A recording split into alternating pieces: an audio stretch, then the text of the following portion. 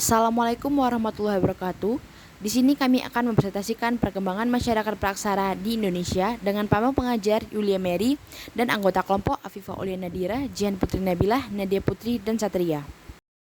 Menurut jurnal oleh Muhammad Idris, praaksara berasal dari gabungan kata pra dan aksara. Pra artinya sebelum, sedangkan aksara berarti tulisan. Sekitar 2000 sebelum Masehi, terjadi gelombang perpindahan bangsa yang berbahasa Melayu Austronesia. Ialah suatu ras Mongoloid yang berasal dari Yunan di Cina. Faktor perubahan alam dan pengaruh musim mendorong terjadinya migrasi manusia. Berdasarkan hasil kebudayaannya, terbagi menjadi dua zaman, yaitu zaman batu dan zaman logam. Zaman batu sendiri terbagi menjadi zaman batu tua atau Paleolitikum, zaman batu Madia Mesolitikum, zaman batu muda Neolitikum, dan zaman batu besar yaitu Megalitikum. Zaman batu tua atau Paleolitikum terdiri dari dua kebudayaan, yaitu kebudayaan Pacitan dan Ngandong. Kebudayaan Pacitan cirinya alatnya masih kasar, sederhana, dan sangat primitif.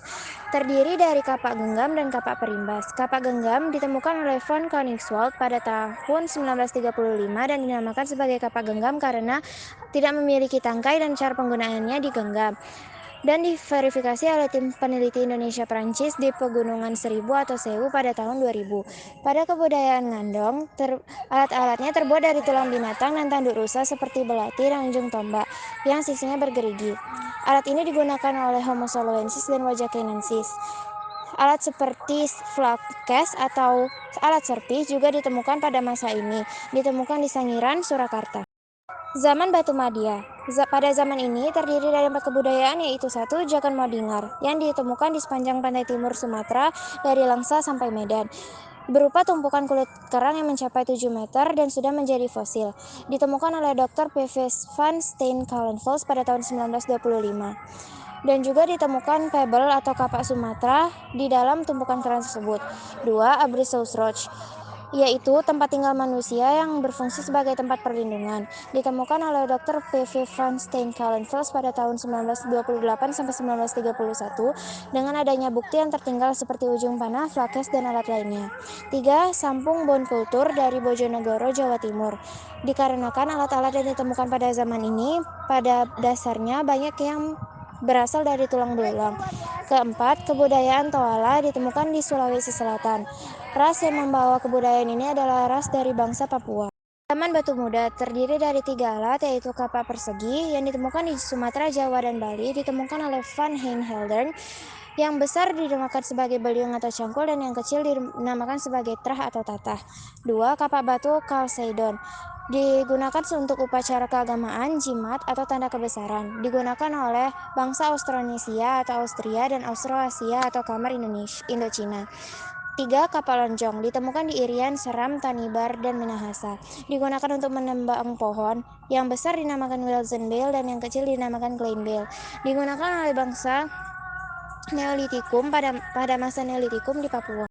Zaman Batu Besar terdiri dari dolmen, menhir, patung atau arca, waruga, sarkofagus, pundan berundak-undak, kubur peti batu. Zaman Logam, perundagian. Undagi, ahli dalam suatu pekerjaan tertentu. Keterampilan dalam membuat alat-alat dari bahan perunggu. Di Indonesia terbagi menjadi 2 zaman, yaitu 1. Zaman perunggu, campuran tembaga dan timah putih. Contohnya nekara perunggu, kapak corong, kapak sepatu yang terdapat di Kepulauan Selayar, Sumatera Selatan, dekat Danau Sentani, Papua, Jawa, Bali, dan Sulawesi Tengah, dan bejana perunggu yang terdapat di Sumatera dan Madura. 2. Zaman besi. Alat keperluan sehari-hari memiliki 2 teknik, yaitu teknik cetang tuang dan teknik 2 sentakul. Berdasarkan corak kehidupannya, masa berburu dan meramu. Masa berburu tingkat awal atau food gathering zaman Paleolitikum. Ciri-ciri yang pertama, Phytocanthropus dan Homo wajakensis. Ciri-ciri yang kedua, peralatan, yaitu batu masih utuh dan belum diproses. Yang ketiga, nomaden, karena pergantian musim atau umbi-umbian dan binatang berkurang. Yang keempat, hidup berkelompok. Masa meramu atau tingkat lanjut, food producing zaman Mesolitikum. Yang pertama, ciri-cirinya adalah alat seperti kapak berimbas, plakes, dan alat terbuat dari tulang binatang. Yang kedua, sudah bercocok tanam. Yang ketiga, semi sedenter. Yang keempat, mengenal pembagian kerja. Yang kelima, telah mengenal sistem kepercayaan. Berikutnya pada masa bercocok tanam. Tingkat awal atau Neolitikum, food producing dan sedenter, mempunyai konsep tentang alam dan kehidupan setelah kematian, mengenal sistem barter, sudah mengetahui ilmu astronomi.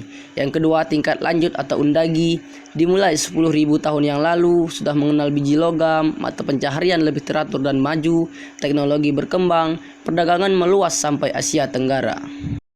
Berikutnya pengaruh hasil dan nilai budaya masyarakat praaksara.